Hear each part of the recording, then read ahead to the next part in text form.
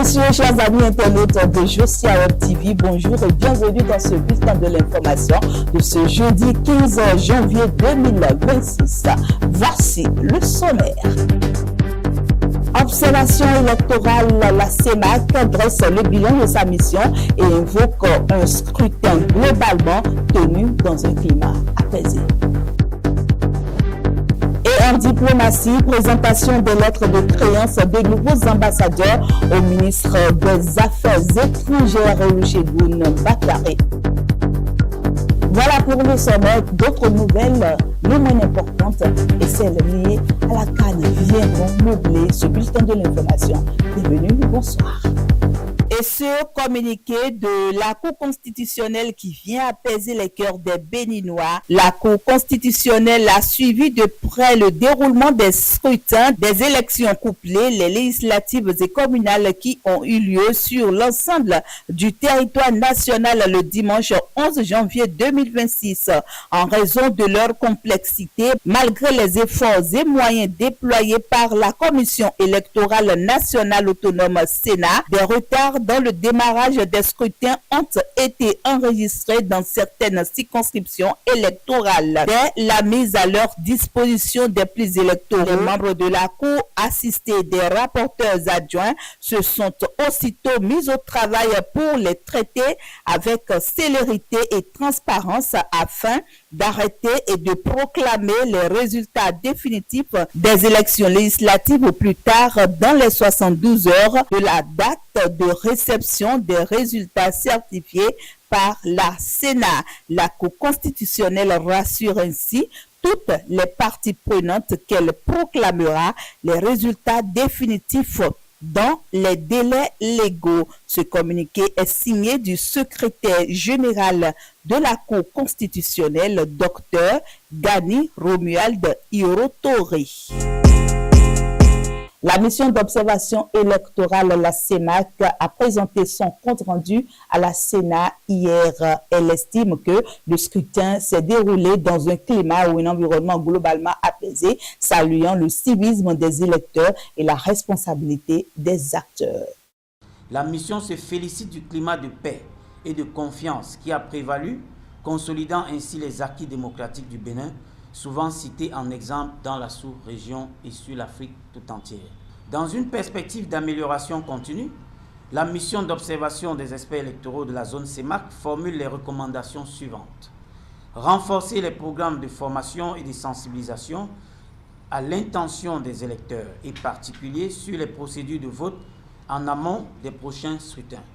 Poursuivre les efforts pour garantir une logistique impeccable et une ponctualité systématique à l'ouverture de tous les bureaux de vote. Capitaliser sur l'engagement de la jeunesse et des femmes en assurant leur participation accrue à tous les niveaux du processus électoral, y compris en tant qu'agents et gestionnaires. La mission d'observation des experts électoraux de la zone CEMAC lance un appel au calme et à la retenue à tous les acteurs politiques, à leurs sympathisants et à l'ensemble de la société civile en attendant la proclamation des résultats définitifs par les institutions habilitées. Elle les exhorte à préserver l'esprit de paix et la stabilité dont a bénéficié le pays pendant tout le processus. On parle régulation Internet à présent dans ce bulletin de l'information. Le Wi-Fi zone au Bénin, l'ARCEP donne un délai de 15 jours aux opérateurs afin de faciliter l'accès Internet aux populations. Cette initiative s'inscrit dans la dynamique de renforcement de l'inclusion numérique et de l'accès à l'information. Israël Royangbo nous donne le contenu du communiqué de l'ARCEP Bénin.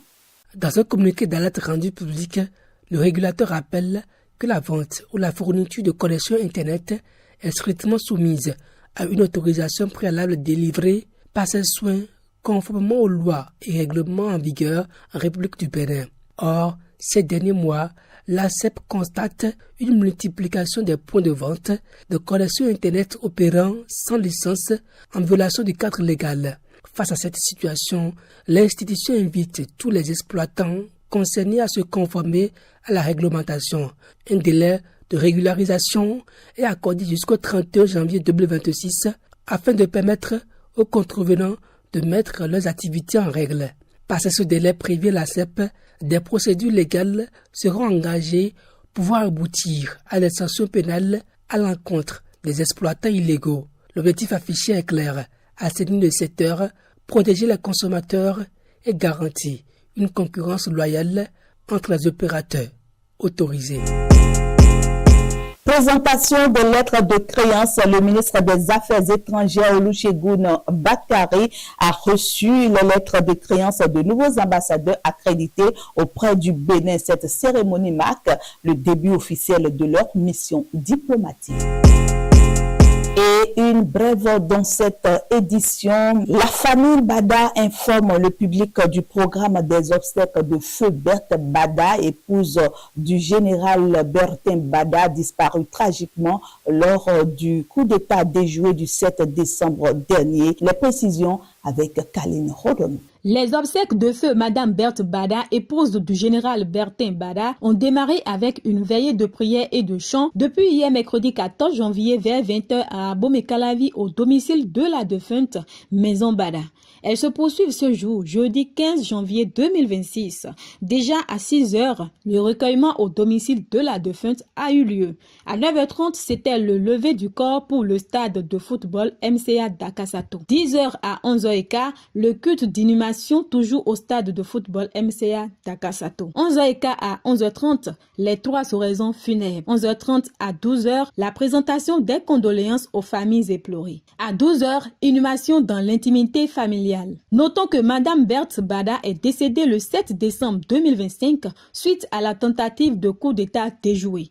Elle était âgée de 62 ans et laisse derrière elle son époux le général Bertin Bada et de nombreux proches. Pour finir, rappelons que son époux, le général Bertin Bada, est un officier supérieur de l'armée béninoise qui a atteint le grade de général de corps aérien, la plus haute distinction jamais accordée à un personnel des forces armées béninoises. Il est actuellement directeur du cabinet militaire du président de la République du Bénin, Patrice Talon, depuis 2016. Un aperçu sur son parcours militaire. Pilote de ligne de formation, chef d'état-major de l'armée de l'aide du Bénin de 2014 à 2016, promu général de brigade aérienne en 2022, promu général de division aérienne en 2024, promu général de corps aérien en 2025, sans oublier ses nombreuses distinctions.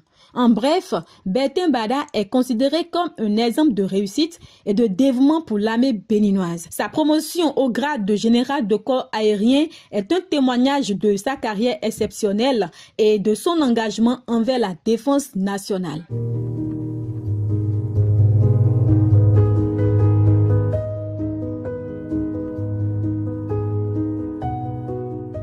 Pour terminer cette édition, place au sport avec la Coupe d'Afrique des Nations Maroc 2025 qui se poursuit sur le continent. Les sélections engagées continuent d'offrir du spectacle sous le regard attentif des supporters. Ainsi s'achève ce bulletin de l'information de ce jeudi 15 janvier 2026. Mais avant de partir, retenez ceci. Honorer la mémoire, c'est entretenir le lien entre les vivants et ceux qui nous ont quittés. À bientôt.